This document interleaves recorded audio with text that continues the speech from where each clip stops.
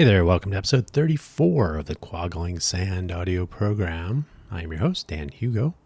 We are recording this at about 11:30 in the morning on the 3rd of July, the day before Independence Day, maybe the last one, who knows. Today's topic, audiobooks. Sounds kind of generic. This audio program is found wherever you find your audio programs, hopefully. If you are able to find the episode description, you will find within the show notes. The show notes contain a quick summary, which I will read, links. There's one to my Goodreads profile, and then the usual self-promotion links. And then hopefully you're able to find those, and hopefully you enjoy this audio program. So let's get started. First, that summary. You are listening to podcasts. I think you're listening to one right now. So you are already familiar with spoken word audio programming. What about audiobooks? Short and simple, just like me. The links for today's episode, the first two are the usual, as I said, self-promotion, buymeacoffee.com/DanHugo, DANHUGO, and Ko-fi.com, ko-fi.com/DanHugo. I did update both of these since the last episode of Quaggling Sand, and I'll try to be doing that more often as a few more things are coming about.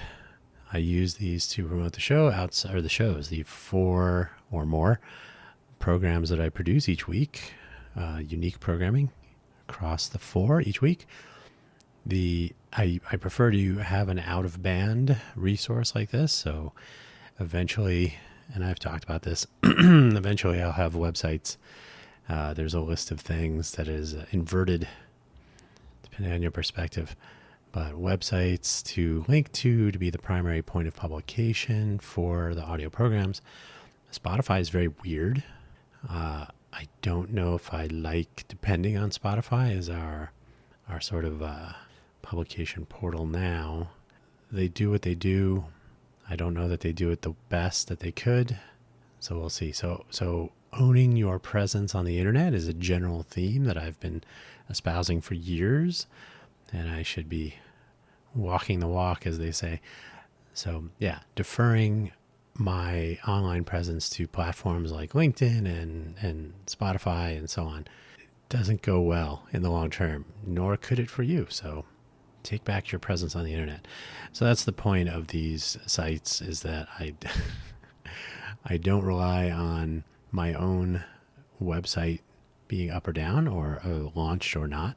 So there are vectors that will point you to the right place. And if you do check there, even in the past, so by using a site that exists like this, I can be speaking to people that were listening to episode 2 or 1 or whatever, and across my different programs, and those locations will be updated to point to the primary point of publication rather than the Spotify for podcasters, homepage, which is not great. None of these things are great. That's why you should publish your own stuff. So that's those two. Do not feel obligated in any way to spend money on coffee. You're welcome to. My projects are powered by coffee, but you are not required in any way to spend money. These are just resources, but you can if you want. The My Goodreads profile is my profile on Goodreads. It is not current. It is not up to date with my current reads. But if you're curious, in general, I'll try to update those eventually. It's not a high priority. I don't know that people really care what books I'm reading, but for my own, for posterity maybe, but for my own reference down the road, it's nice to remember that, oh yeah, I did read that book. I have indeed encountered, what was it? It was the Things We Make. As an audiobook, I was listening to it and I was like, this sounds really familiar. And I don't remember if I listened to it. I will use read and listen to kind of interchangeably, but there is a difference, which we'll get to. So yeah, on with the show. I learned to read early on, as I've mentioned in previous episodes. I think I talked about this in the Meet Me at the Library episode, and probably others. I think I was like 2 or 3 or something. I don't remember. I remember the reading part. It's as though I've always been reading. So I learned to read early on, and it became a thing that I was always interested in. I've tended to read when I was getting ready to go to school in the morning. I would read the back of the cereal box, which I think is not uncommon. But I always had to be reading something. Always had a book or two at the bedside, all that. So reading, especially paper books back in the day.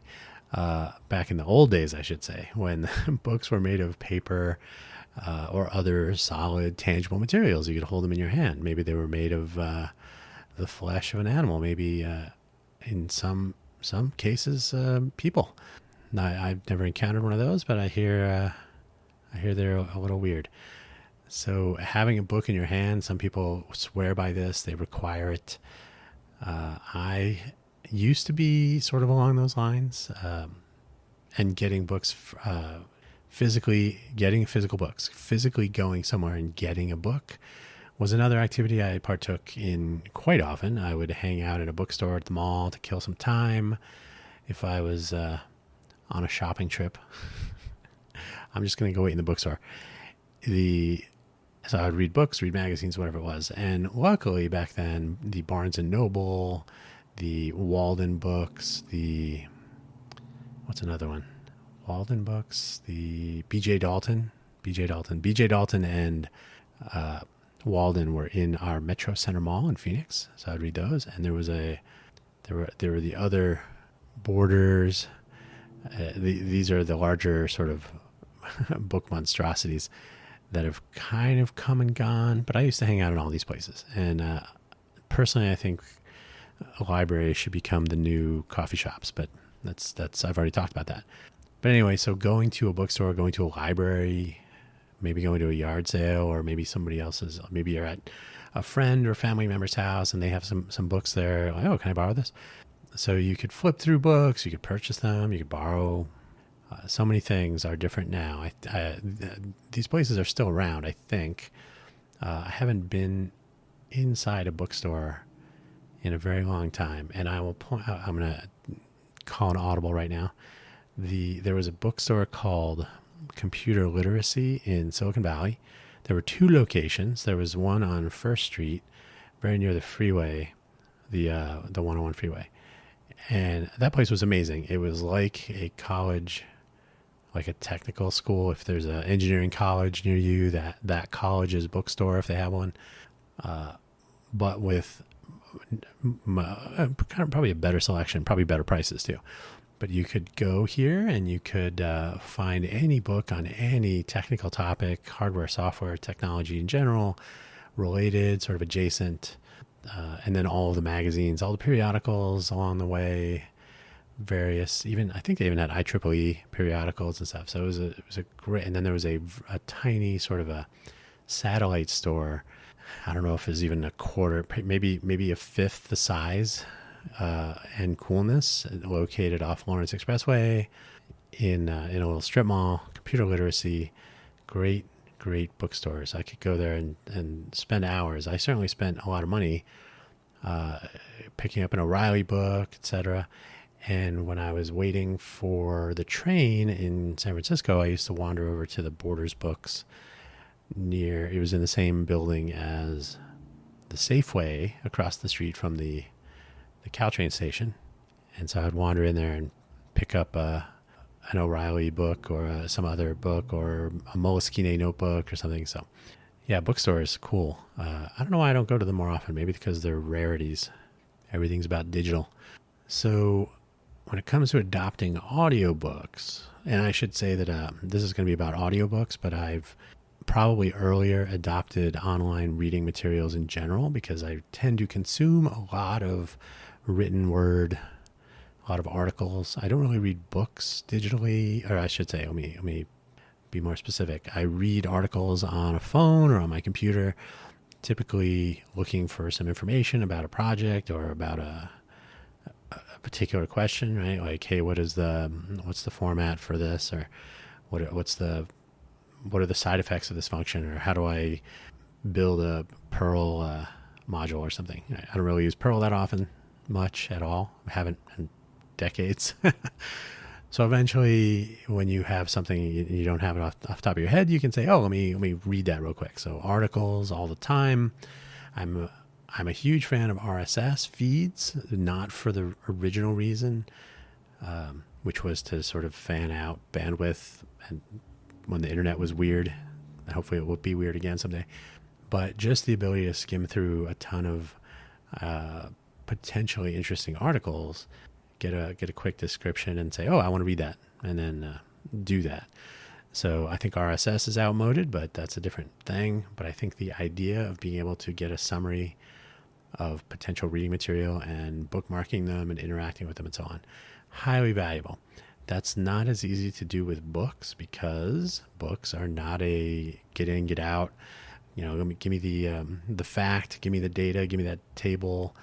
Who is the person that did this? So it's a different thing. I don't know that an RSS feed of books would be as useful. But I've been into digital word consumption for probably since it became a thing.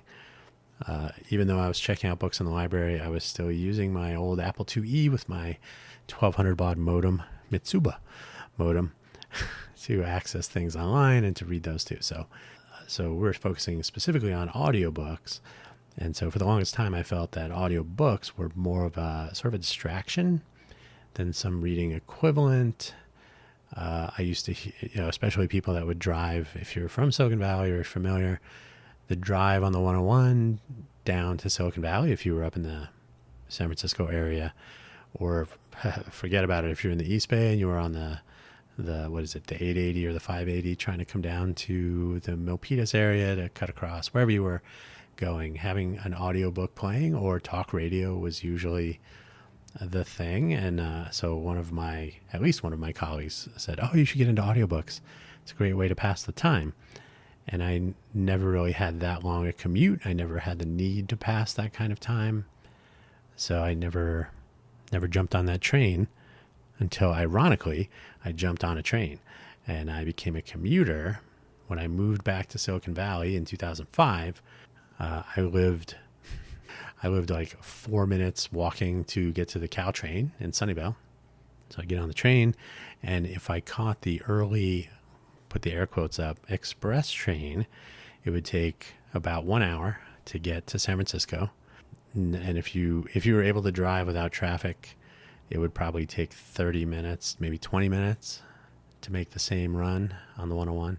Now with traffic, it could take who knows how long. So at the end of the day, the train was nice. You could literally take a nap and be in the city.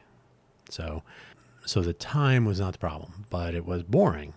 And the train sort of does its rocking back and forth, and it's a little bit noisy and so on. So putting in the old earbuds and listening to a podcast, that's when I started doing that more. The podcast selection in the world was not quite what it is now. We would not start our Radio Sunnyvale podcast until many years later, 2008, I think. What is that, 3 years later, 3 or 4 years later? I think 3 years later. But so I got into podcast listening, consuming, because of this train. And then I said, oh, wait, I can try out this Audible thing, which was a free, not Amazon trial, right? Amazon had not acquired them until 2008. So eventually I did get a trial of an Audible subscription to try it out. And I thought it was okay. I tried whatever free options were available, like, hey, try these 2 books for free or whatever. So I remember thinking it was okay. It was, I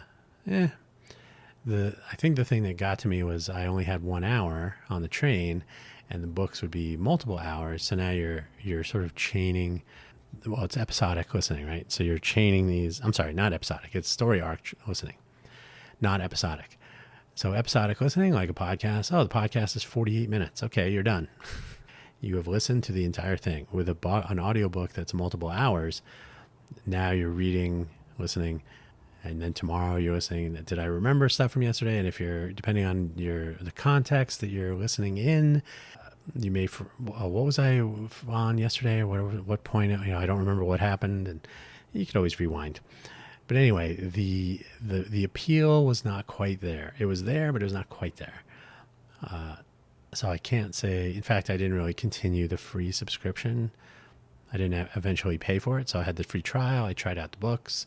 I think I was able to get some like sort of rogue audiobooks. So because essentially I was just listening to whatever, but I was really interested in not having multiple hours of content. Just, something that lasts about an hour was fine. And then, and in fact, this was, what kind of phone did I have? I think I had, I think I said I still had my Ericsson was it R520 or something? Total candy bar phone, but it was like, it looked like a bar of aluminum. It's pretty cool looking, actually. I don't know if I still have it. So not capable of playing audio files. I would basically, I had a PSP, a PlayStation Portable, and I would use that to listen to audio programs, or eventually I would get what did I have? Like a Rio or something. So, having the device and having to deal with moving the books around and so on, that has all become trivial, right? You can put an audio book on just about anything at this point. And then the pandemic came along. So, of course, many, many, many years later, I cannot say that I was listening to audiobooks prior to the pandemic. That would not have been something that I was like, oh yeah, I'll just listen to that audiobook. So during the pandemic arrived, and I discovered that there was an online tool called Libby, a mobile app, Libby. Put your library card in there and you can check out digital and audiobooks from your local library. So, okay, I went and got a library card, which I was surprised I didn't have. And I was checking out audiobooks. Why? Because during the pandemic lockdown, the gym was closed, everything was closed. So I would just go outside and walk around the neighborhood, walk like 3.5 miles every day, get out of the house, get outside, get some sun, all that. So, now I'm not working with an hour, and now listening to an audiobook, if you're not driving somewhere, becomes sort of a weird time commitment. But now if you're out walking for, say 90 minutes, okay, it's a little bit different than the riding in the train, because now I'm actively involved. I'm walking, I'm moving, I'm watching for traffic. So now the book is like a different type of experience, not quite a distraction, but still interesting. And eventually I would start to, walking longer distances became more interesting, because now, I can listen to an audiobook. So now I was out walking for about 2 hours. So now it starts to get a little bit more useful. Like, okay, now I can listen to an 8-hour book in a week. And I can remember what I was listening to. Not that there was a lot of distraction once you stopped listening. Like, okay, I'm home, avoiding whatever's going on in the world. So certainly that changed the game up. And so Audible, and yes, I know I'm going to comment on Audible at the end. Audible, now owned by Amazon. I was like, let me check out, see what they got here. So I signed up for Audible, and I started getting a book a month. And today, I think I have like 4 books of, I can get 4 books right now. I typically wait until they do the 2-for-1 sales and see what they got there, unless I have something in particular. I have not all, but I have the Bob C. Martin, whatever, Uncle Bob, his books on clean code and clean architecture and all that. Those were really interesting, and I got a couple of fiction books and whatnot. So I started growing my library and listening to different kinds of books. And again, if you can listen for like 2 hours a day, I think it's a little bit easier. 1 hour is a little, especially if it's really only like 45 minutes, then it's a little bit too much interruption. But I think 90 minutes, 2 hours, more than that gets a little weird also. So I think 2 hours a day is like a sweet spot for me. And so I suddenly was finding myself, okay, I can read, quote unquote, read books that I may not have attempted to read, or certainly can't go to the library and get them. I can get a book digitally, or I can get a book audio digitally. And if I'm going to go outside anyway, I can listen to books while I'm walking. So it worked out nicely. I will say, when I was working for Intel, which was before the pandemic, I did have a Kindle. What was it called? Traveler? No, I can't. I can't remember. I still have it. It's a great form factor, and I think it's a real shame that Amazon has started going with the larger form factors and whatnot. So I had the Kindle, and I think because when I got the Kindle, I had like a free Amazon book subscription thing, so I could get a whole bunch of books that were freely available. I got like open source books, historical books from Benjamin Franklin's biography and things like this. So I got a ton of books like that just to have something to read on an airplane. But it turns out, because I was flying a lot, so I had this Kindle, and again, great Voyager. That's what it is, Kindle Voyager. Great form factor. I'm really disappointed that they stopped making that size. I think Books, Boox, I should say, has a nice, it's almost like a cell phone though, so I think it's almost too small. But the Kindle Voyager, great form factor, great size, really nice to just, I could stick it in my Scott E-vest in one of its 50 pockets or whatever. So I always had my Kindle on me in the plane. I could pull it out, read a book. I'm going to say out of 100 airplanes a year, more, I probably did this 2 or 3 times. So eventually I was like, you know what? I don't really use this. I'm not going to carry it anymore. So I was never really into, I don't want to read on a plane for 8 hours. Even though I'm going to be on the plane for 8 hours, I'd rather, watch movies or be passive.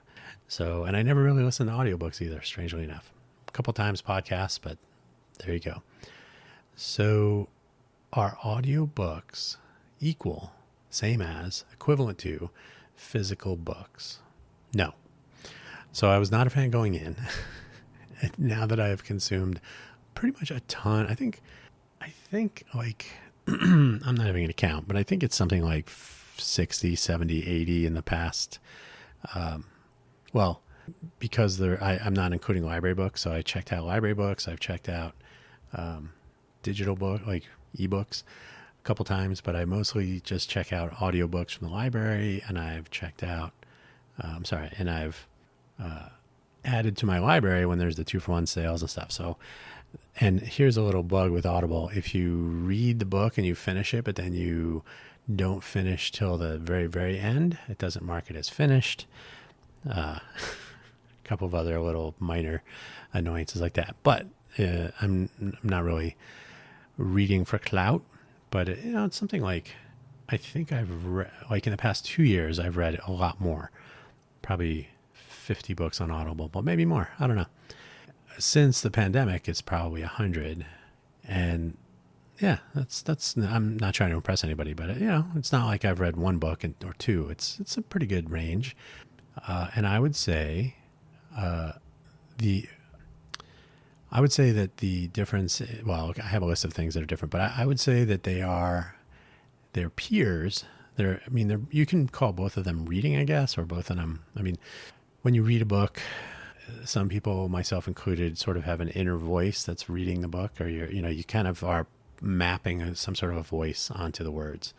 So, I mean, sometimes you can skim over an article and you are consuming the words directly, but especially in a fiction book, you kind of assign a voice to a character and so on. So some aspects of audiobook books are similar to that. But yeah, I don't think one's better than the other. I think they're very different, and it depends on the person reading or listening, and it depends on the content, perhaps, the circumstance. Like, are you on a noisy train, or are you in a quiet beanbag, or sitting in a library or something? So I would say the key differences to me are, if you listen to an audiobook while you're doing other things, you can. While reading requires more focused attention, so that will come through in recollection, or just generally, recalling the book later. If you've read it, it's just a different pathway in your brain. So I think reading or having a physical book, especially for nonfiction, for reference, or technical books like economic, computer technology, history, all this stuff, it would be useful to be able to flip back and read the words, or add a bookmark or something. So listening with a narrator's interpretation of the material versus reading that requires one's own inner voice, which I already said. So inner voices, perhaps, if there are characters. This was like in Snow Crash, for example. The the narrator has different voices for different characters. Most narrators will try to change a voice between, you know, where it makes sense. They don't always do a great job. Sometimes they do. So it depends. But certainly when you read the book to yourself, you're doing that for yourself. So it becomes a more of a passive thing. You're listening to the narrator's choices about voices and so on. So different.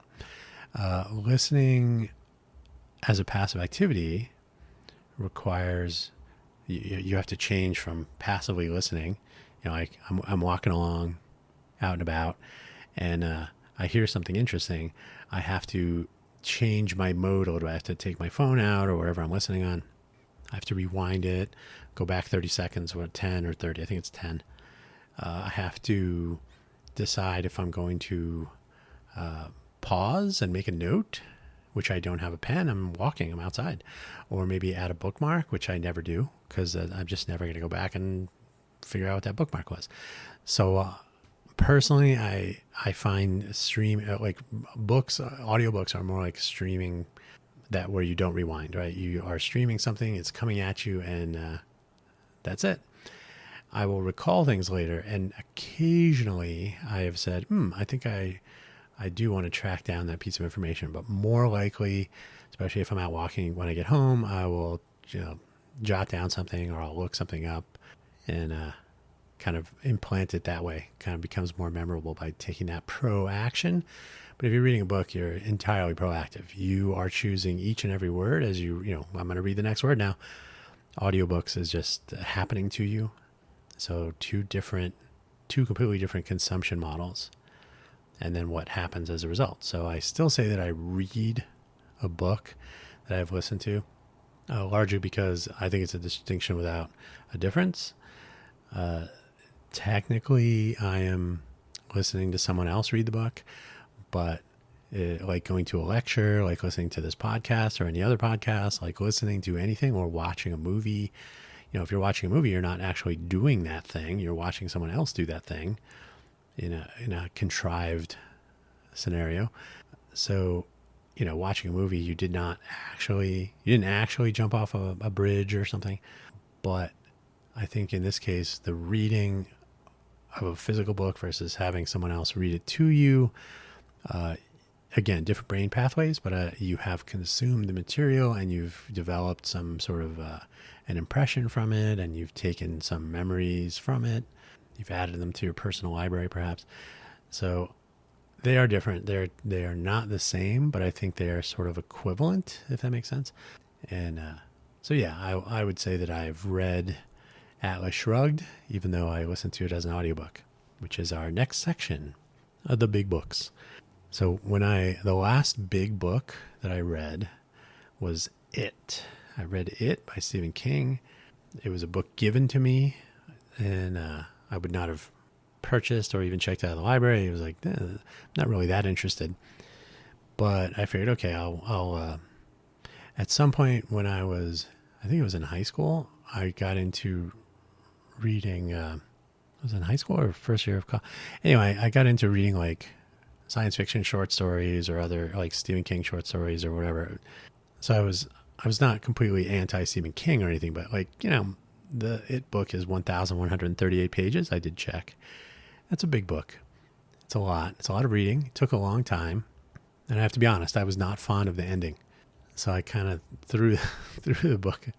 Like, what the hell is this? And that was it. That was enough for me. So with audiobooks, and so I continued reading books, but nothing big, no epic tomes. So with audiobooks, I was compelled to try out some of these longer works. So I have in the last 12 months, but less than that actually, but sometime over the last 12 months, because I interleave different kinds of books.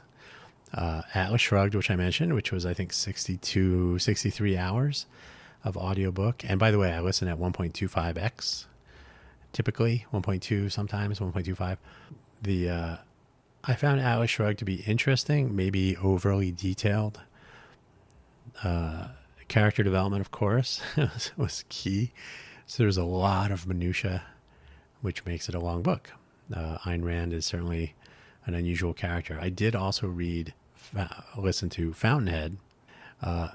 Atlas Shrugged was narrated by Scott Brick, and I would have to go look up because I had checked it out of the library. The Fountainhead had a different reader, and I think the person who read Fountainhead also read Atlas Shrugged. There was a different audio book edition, but this one was the extended remix, I guess, with some additional background material on the author and so on. So that made it a little bit longer.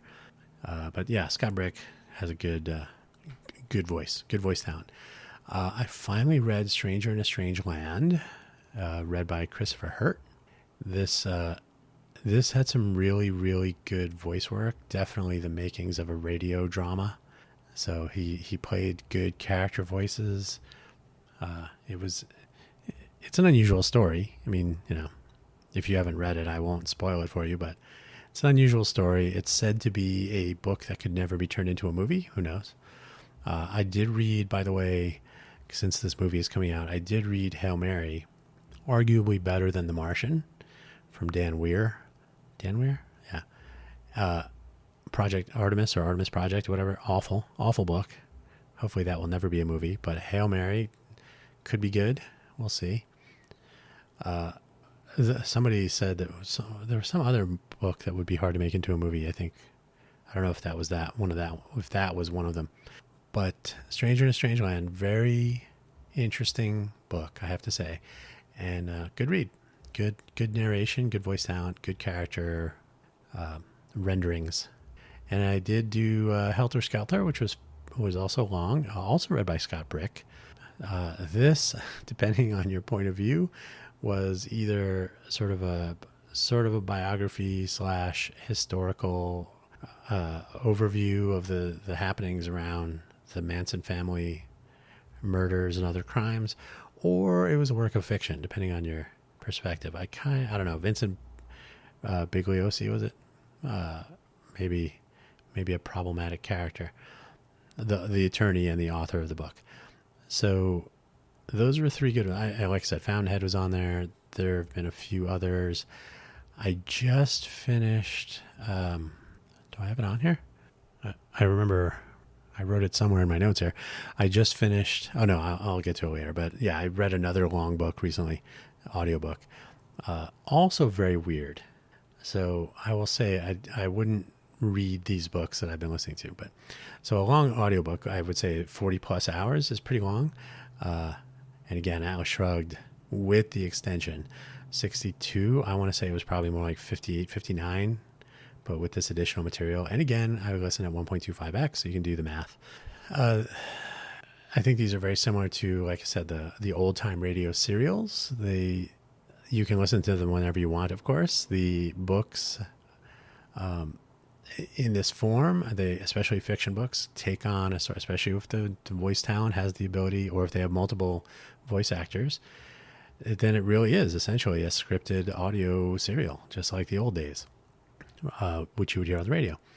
I have generally become a fan of this approach to tackling very long work, to make it sort of a performative. Well, I mean, that's what they are anyway, but make it fun. I think the voice talent makes a huge difference here, and how they portray the different characters with the voice and so on. I think it's a different challenge than creating visual media. Of course, visual medium is a different thing. When you leave out the ability to see expressions and to identify characters by, there's that character over there, and that one, you have to go by voice only and convey things with intent and other emotion with the intonation and so on. It's just a different thing. And so yeah, it's kind of fun. I enjoy listening to fiction books like this. Nonfiction, you still get some value from the intonation, the reading, especially when it comes to technical terms. When someone mispronounces a word, or especially, there are some words that technical jargon is tricky, right? And I can't remember the last one, but there was most recently, it was not in the current book I'm reading, which is Building Microservices, but I can't remember what it was. It was some sort of a technical book, and the person narrating it said the word as though it were a word, but it was really an acronym or something like this. And it kind of takes you out of the moment. You kind of go, oh, they don't even know what they're saying.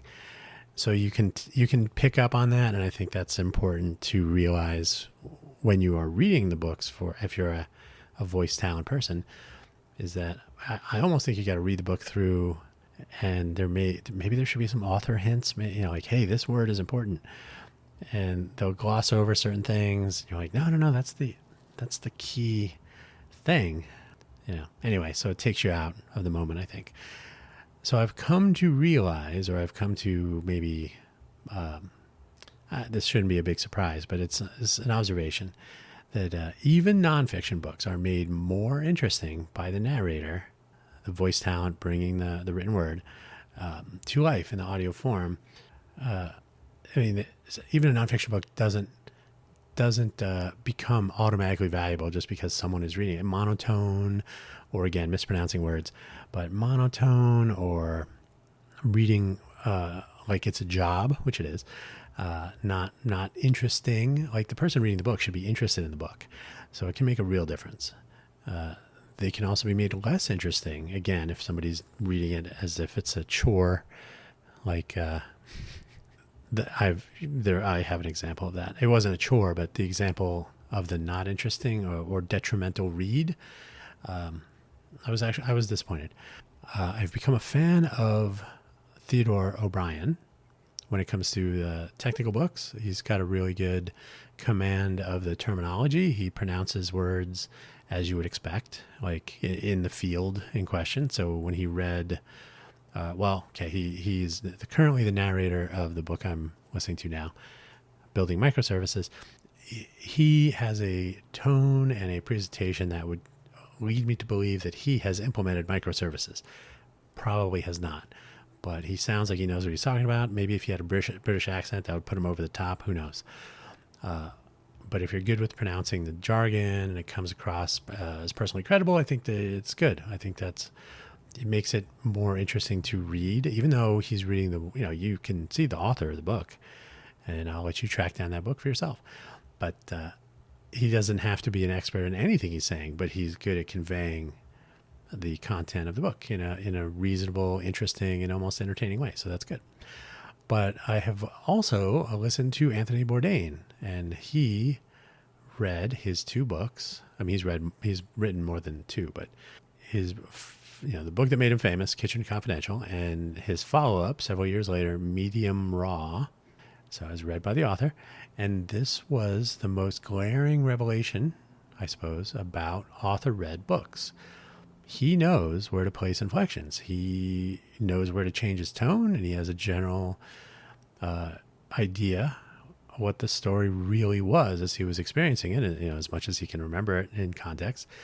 And that book is famously, somewhat fictional, based on true stories, so to speak.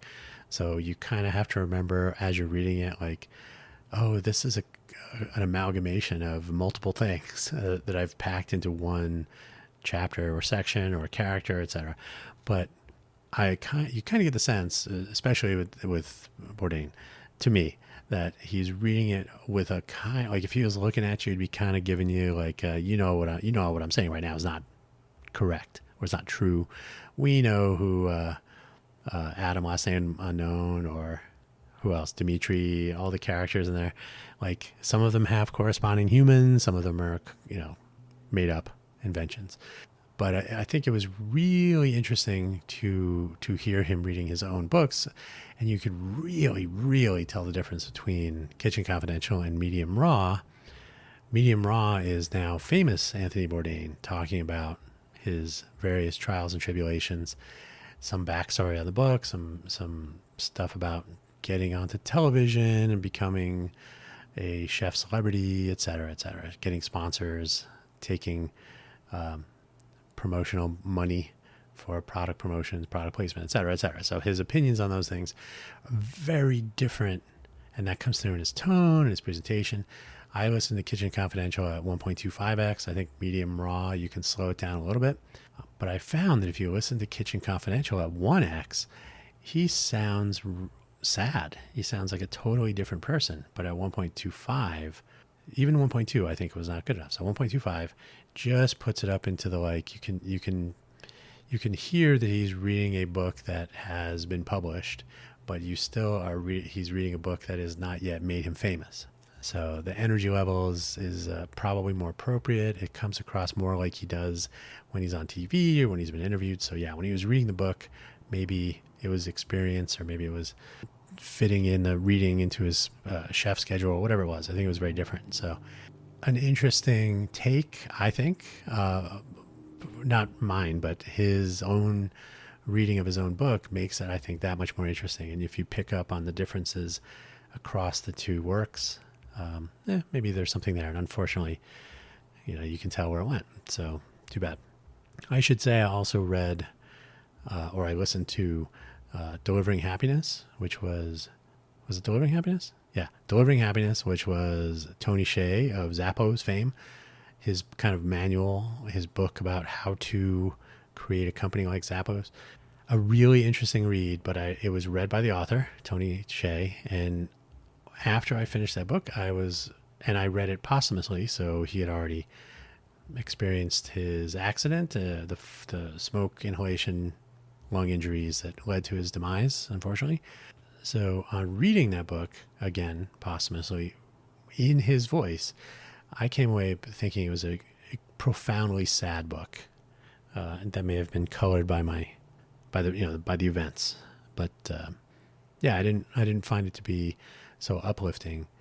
If you really put together like his undertones, like a profound loneliness or sadness, I think, like trying to get people to, and he was always surrounded by people, but I almost wonder if he was still looking for the right people. I don't know. But I think the value of hearing the author read their own book is difficult to surpass, right? A really, really good reader could maybe bring something, but the author will hopefully bring the whole thing. The origin story is embedded in the way they tell it, like the behind the scenes stuff. So on the other hand, sometimes the author reading their own work can be not so great. It can obscure or otherwise diminish the value of the work itself. I have only experienced this once for sure. We could argue that Tony reading his own book had a different effect. If you hear his tone in certain areas, but of course I was biased because of circumstance. So I have a feeling, though, if you read the book yourself, physically read the paper book versus hearing him tell it, I would think you would come away with two different, maybe not so extreme, but I think you'd come away with a certain he didn't sound so happy about this. So maybe. But for sure, I read Recoding America. It was authored and read by Jennifer Polka, the initial founder of Code for America. I was really hoping it would be the path forward for, like Recoding America, making the bureaucracy, the red tape, the weight of the infrastructure, the procurement culture, the regulations, just a ton of stuff that you kind of hear about. And of course, she has more firsthand experience with. So I was kind of thinking it would be more about a way forward, but instead it felt and sounded a lot more like war stories, this is why this doesn't work because of this, and then to get around that you have to do this. So it was a lot more about, here are the roadblocks that we've encountered, and they're still there, so good luck. But it really didn't, I don't think. Like if I was writing Recoding America, I would have said, the Code for America experiment didn't really go as one might have hoped, especially if you're a volunteer, civic volunteer in a brigade, given that's a different episode of a different show. But anyway, I would have said, I think the way to start is to start from the bottom, start from the ground level, start from, as politics is local, so might be these sorts of changes and expectations in community engagement with government government technology, right? Transactions you need to conduct with your government. If they're moving into the digital world, do you trust them? Do they work the way you hope? Are they just, and she does offer some examples of it's so hard to do this because you have to go through 12 layers of this and that. Okay, well, I don't think that's solvable from the top. So yeah, I would have written a completely different book. And the way that she presents it, because she's reading her own book, it kind of came. She didn't sell me. She didn't really have a convincing narrative. So her telling of this story, which was already, I think, lacking somewhat, I think her telling of it sort of made it sound like a foregone conclusion. Like, yeah, this is how you do it. Or I always refer to one of, there aren't too many, but one of my favorite Patton Oswalt bits is he's talking about when he was doing a comedy show and he was getting paid $20 or something, and the magician was getting $25, something like that, and the magician was pissed off because he got shortchanged somehow. So he was doing his magic tricks like, see this, bam, now it's that. See this card, bam, now it's an ace. And so he runs through as if the magician just doesn't care. He's just going through the motions of his act, and that was my feeling. I could be wrong. Somebody else might have a completely different take. But yeah, it was I returned the book. I got it on Audible. I was profoundly disappointed with the book, and it's a book that has been highly regarded, and well reviewed, I should say, I guess. Yeah, I think maybe Uncoding America would have been better, and then we can get to the other stuff. So anyway, there aren't too many cases where I think the author undoes their work, but I came away thinking this was a good example of that. So what am I reading now? I literally, like a week ago, I think it was 8 days ago, finished reading Anxious Generation. I think it's The Anxious Generation by Jonathan Haidt. It's making the rounds now as he's been promoting it on podcasts and any manner of YouTube show and whatever about kids should not have cell phones, phone-free schools. He's an advocate of that. I did an episode about this on FFS Talk when I finished the book, so you can track that down if you like. And I have a different opinion, which I offer in my audio program. People argue that he doesn't have causal evidence, only correlation evidence. And even so, he's kind of waffled on that. He said, there is causal evidence. People argue about its validity and applicability to this situation with mental health and young people and use of mobile phones and whatnot. And then some will argue, it should be the parents and the regulators should make it difficult. Well, okay. So a lot of finger pointing and whatnot. So it was an interesting read. I think 3/4 of the book was really useful. I think the conclusion is wrong, or I don't agree with it. So give it a read, or you can listen to the FFS Talk and episode about that, and see what you think. I am presently at this very moment, not right now, but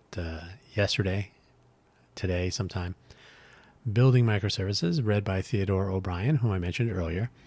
And this is a book that really needs some written words to refer to. He's got a really good voice. He's really good at reading these kinds of books, but the material is just dense enough. I mean, it's not difficult to understand, but there's a lot of suggestions, a lot of the author's experiences, like, well, we did this and we tried that and that didn't work, so we went with this, and then some people will try that. And at some point you're like, oh, I should really go back and listen to this again and write things down. So useful. If you know enough about the topic, then the information density is not too bad. So, probably 75% of what he's saying I'm familiar with, I've heard of, I've done. So it's not completely news, but that 25% is like, that might be interesting to look into. That's something I should be writing down if I wasn't walking and crossing a street right now. So occasionally not having the paper material to refer to, and again, the fact that the Theodore is reading to me at 1.25x speed. He's not stopping. He's not saying, oh, you're crossing the street, let me pause for a sec. So I have to proactively engage with my cell phone and work some controls, but that means I have to go into get my phone out, do this while I'm trying to cross the street. So that comes second. So now I'm across the street. We're on to the next thing in the book. So I'm like, I got to go back to that. So not totally ideal to read academically weighty materials with a lot of information. It's not bad. I've become used to it. So this is a book. I I could easily read this book again. It's been completely interesting. Very nerdy though. And just before, in fact, I had checked out the Anxious Generation and this book I had checked out from the library. So the Anxious Generation was on hold for I think like 4 weeks. So I got the years of what is it? The years. Sorry, I was almost going to say the salt and something. The years of rice and salt. Not a I chose it because like, oh, okay, it's available. It's newly added to the library's thing. I had to wait for 4 weeks for the Hate book, which is the reason I went to the Libby app in the first place. So I was like, okay, let me check this out. And it was a pretty heavy book. It was took me just over 2 weeks. Well, again, like an hour, 90 minutes a day. So it took about 2 weeks to read. An alternate history if the plague had taken out Europe, and so Middle Eastern, a lot of China, Mongolian, Southeast Asia. So what if all of the inventions and whatnot had happened from that part of the world? An interesting read. Definitely a lot of characters, a lot of stuff to keep track of. Bronson Pinchot of Balky fame, and if you were a Beverly Hills Cop fan, he sold the bananas. No, that was he didn't sell the bananas. That was Living Color guy. What's his name? Damon Wayans. Bronson was the hairy chest guy. Anyway, so he didn't sound like that. I would not have said that was Bronson Pinchot. So whatever. He didn't sound like his typical sitcom performance. So he did okay, and the voices were okay, but there were again a lot of characters. You're talking about skipping through time from very early times until essentially, World War II into modernity. So ancient to modern, lots of characters, lots of stuff going on. Some reincarnation, I guess, which I didn't catch initially because again the voices didn't really delineate different characters as much. So anyway, I would almost read that book again just out of curiosity, but I returned it, so I'll have to get it again someday. But very interesting. An unusual book that I would not have read if it was in paper form. But if I saw the book on the shelf, I would have said, probably not for me, and too big, too much of a read, which I don't know if I would value it at the end. So I'm still not sure, but I could do the audiobook again. So finally, I know some people listening to this might be saying, oh, Audible, Amazon's a jerk. And I agree with you. You are correct. Over the years, it has become very clear that Audible or Amazon, even with Kindle, right? So Amazon as a book in whatever form steward is not good, is not even really healthy, perhaps, in many ways. In this world of publishing, I have mixed feelings about this because, to be honest, authors still refer to books that they have available on Amazon. So they still point to, hey, find us on Amazon or wherever you buy your books, or things like this, sort of like the podcast thing, wherever you find your podcasts. So I think if there was, and I'm speaking as a non-book publisher, non-book author, so I don't know, but I would. If I was an author, and I don't know if there's like terms that say you must promote your book on our platform or we'll, come to your house. We know where you live because we deliver stuff to your house every month. I don't know what the situation is, but to me, if Amazon was really, I'm not doubting it, but I'm just saying from a consumer point of view, why are you pointing people to that platform to purchase or borrow, or Kindle has the borrowing thing? Why? Why not send them to your own website, which a lot of authors are doing more often now? I hope that things transition in that direction. I'm a big fan of self-publishing anyway, so I would like to see. I don't know, and again, I don't know anything about publishing, but if I write a book, and I know Stephen King, actually, of all people, was kind of pioneering in this, where he would write the first chapter of a book, and then he would sell the second chapter, and so on. So if people like the first chapter, they come, okay, pay $1 for or whatever it is, and I will write the next chapter, or I'll publish the next chapter. So you kind of had this. There was no binge reading of this book. It was released when he reached his funding goals, I think that was an interesting way to do things. So I'm kind of wondering if strife in the publishing industry when it comes to books, and Audible or audio in general, ebooks, audiobooks, if there will be some sort of reckoning. We'll see. I don't know. But I do have an Audible subscription, so you can hate me. I do check out books from the library, so you can then unhate me. Content generated by AI has passed off as normal, everyday written works by humans is going to be a problem. It's just going to be a problem. Because you really can't generate creative work with AI at this point. You generate work based on the work of other creative works that were done by humans. So I don't know that the quality will be good. I know that people are now making a business out of generating books, publishing them on Amazon. So it's almost become the shady neighborhood that nobody really wants to go through, but you still have to get to the other places. I'm not looking forward to having to weed through, whether it's in books or in general, content generated by AI that is just rehashed summaries and all that. Unless it says, hey, this is a rehashed summary generated by AI. Then you're like, okay, skim through it, go find the original content. Maybe that's more interesting. Maybe that would be a way to generate RSS feeds, is have your favorite AI agent spin out a feed of summaries of things you might be interested in. And the summaries could be written from your interest perspective. So they highlight things that are interesting to you. I wouldn't be too bad about that. I wouldn't be too troubled by that, so long as people would not stop there. You always run into the problem of, I read the headline and the description. Yeah, but those were not written. Those don't count.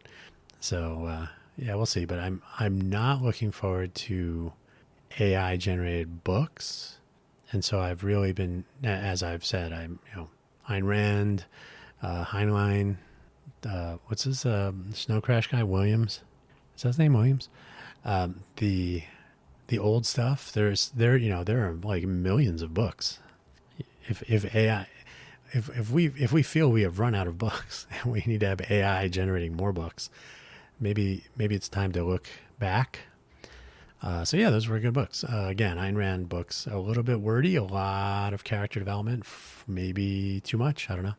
But yeah, these were interesting books from a time where everybody didn't have a cell phone. So different perspective from a different time, totally worthwhile. Definitely. And I still, I don't have any books on hold at the library at the moment, but I still proactively seek out interesting material to consume. And as far as AI voices, these are going to catch on more quickly. These are used all over in Instagram Reels and TikTok. The famous Alex voice, I believe it is, which if you go to 11 Labs, it's the first one if you want to generate some audio, Alex. So that voice is already around. AI voices will tend to mispronounce some words, especially names. And that, again, takes you out of the material. So you're like, that was misspelled. Or mispronounced. And they don't always put the intonation correct. The author read books are at the other end of that spectrum, right? So the AI is just reading the word after the next word. The next word after this current word, etc.